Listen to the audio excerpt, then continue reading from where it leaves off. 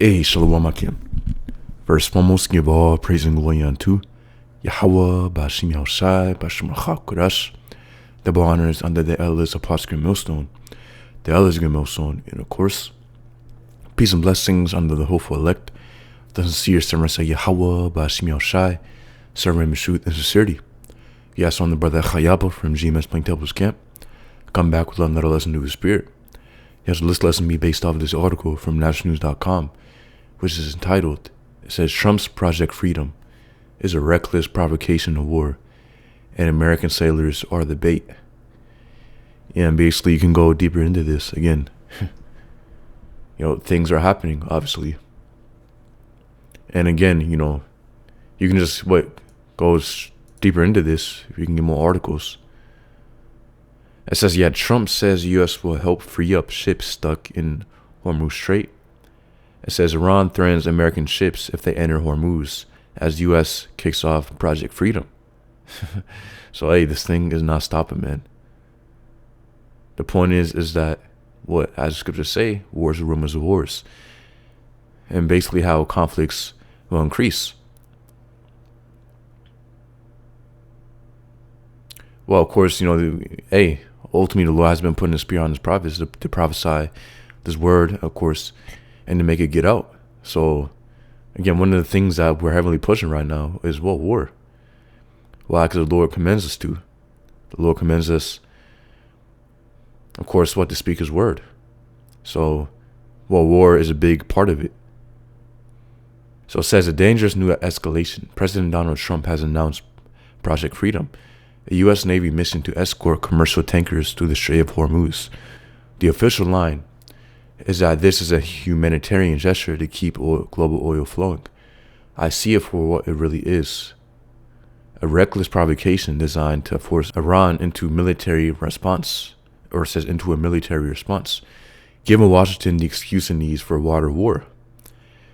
And our own sailors are being used as bait.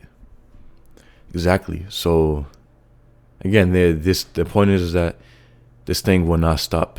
It's not going to slow down. Ultimately, this thing will keep on increasing until obviously, that war happens, World War III, the climax of it. And we know at the same time, in parallel, the MOTB is going to be mandated.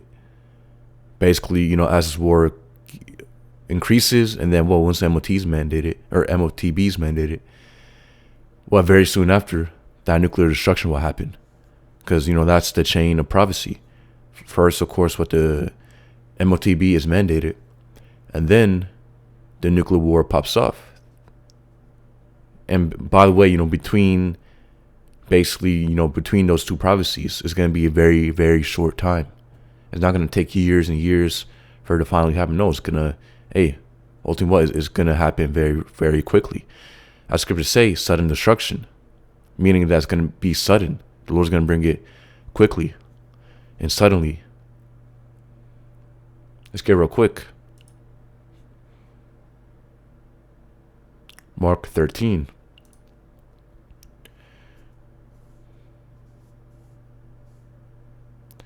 And 3.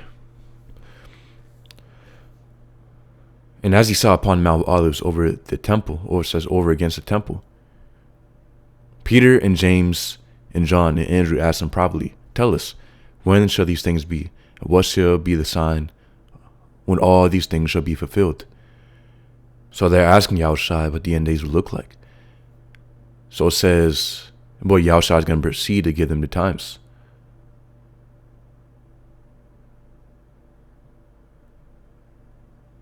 So according to what Yahushua is going to say, ultimately, we have, again, what the signs of how the end times are going to look like. It says, and Yahushua answering them began to say, take heed, lest any man deceive you. For many shall come on my name, saying, I am a Mashiach, and shall deceive many. And when ye shall hear of wars, the rumors of wars, be ye not troubled, for such things must needs be, but the end is not. But it says, but the end shall not be yet. Exactly. So read again. It says, Mark chapter 13 and 7. And when ye shall hear of wars, rumors of wars, be ye not troubled, for such things must needs be, but the end shall not be yet. So that's the point. The point is that what? One of the big things within prophecy to signify that we are at the very end when Yahushua is about to make his return and establish the kingdom of heaven, is what? Wars, rumors, wars. So that's why we see a big topic right now, wars, rumors, wars. Again, you can go across the news, you just type in war news, and you're going to have articles coming up at this point, every minute, basically, again, very, very, you're going to have, many articles coming out. It says, but the end should not be yet. So the point is that, again, ultimately we have to wait for the implementation of the MOTB. We know, of course, that is very, very close with Esau setting up his digital ID system. And again, basically him preparing for this NWO. But the point is that what? Be not troubled, meaning don't think that War 3 is going to, the climax of it is going to pop off tomorrow when you see Iran shoot a missile to Israel or, something like that. No, ultimately, we have to wait for the implementation of Mark of the Beast, which again is months away as what? We can see it through the Spirit, as the other Apostle Har says, months away. So it could be 3 months, 6 months, 12 months, 18 months. The point is that it's months away.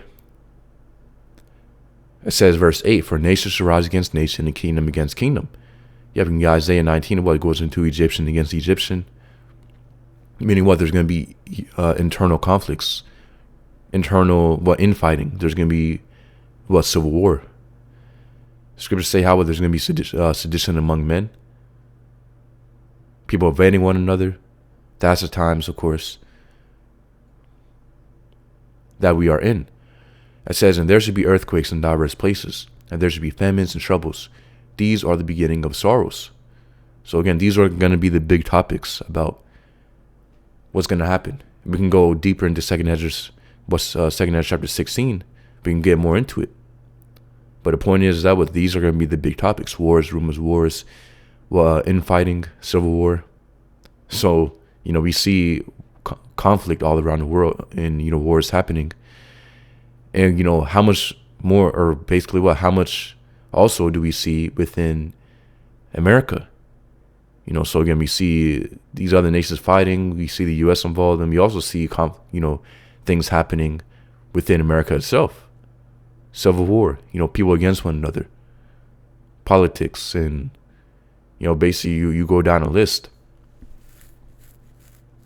Again, you have people against one another. And there should be earthquakes in diverse places. Yeah, plenty of earthquakes have been happening. You go all throughout the years, you basically have, earthquakes happen, or basically at least one big earthquake that has happened. Let's go ahead and look it up. Yeah, so it says 2025 at magnitude 8.8. So yeah, Japan earthquake. So 8.8. So again, so you have 2025, Russia, you have. So basically you can look at this list, and again, you can just do a simple search and you can get this information yourself. But the point is that, and you can see the magnitude of each earthquake. And this all after 2020, by the way. I just put a year down. But everything above 7 magnitude. And it says, the most recent destructive earthquake is the 2023 Turkey, Syria earthquake sequence, yeah. It killed and it says it killed over 55,000. So, the point is that things are going to increase. And again, so obviously earthquakes are happening.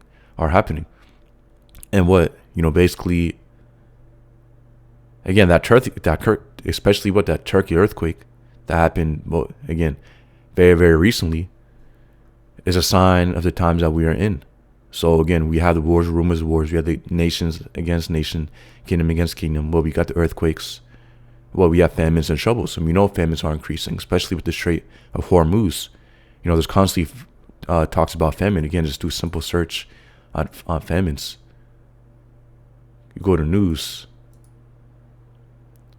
Yeah, again, 2 weeks ago, it says what causes famine in the world. So you got articles already being written on this. It says families forced into displacement by famine in Sudan.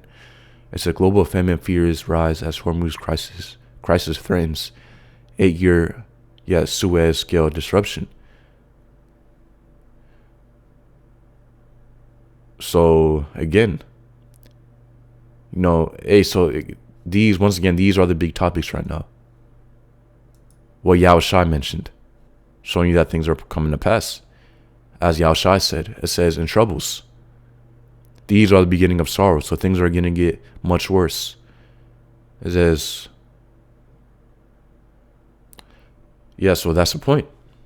Trump rejected, it says, so going back to the article, it said Trump rejected Iran's latest 14-point peace proposal on May 3rd, calling it unacceptable, and then ordered the Navy to start guiding ships out of Hormuz. The Iranians have offered to reopen the strait within 30 days in exchange for an end to hostilities and later talks on nuclear enrichment.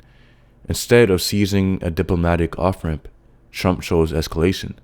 I believe the goal is simple: to put American warships in harm's way, hope for a clash, then use the resulting casualties to justify a full-scale ground war without congregational approval. So that's the point. I mean, Esau is as death, so everywhere he goes, again, he brings death with him. Again, Esau loves bloodshed, having a reason just to shed a blood. Scriptures say what, be not with an angry man, or what, be not basically with, because, he's a bloodshedder. Esau is an angry man. And he loves violence, but they love blood, as the scriptures going to. So he'll literally put himself in harm's way, and just so he has an excuse, to cause bloodshed. Again, this is a very bloody man. So I believe it's a point. Those are you brothers out there edified. Yahweh Bashim Yao Shai, Bashim Akakodash Brakathum. Shalom.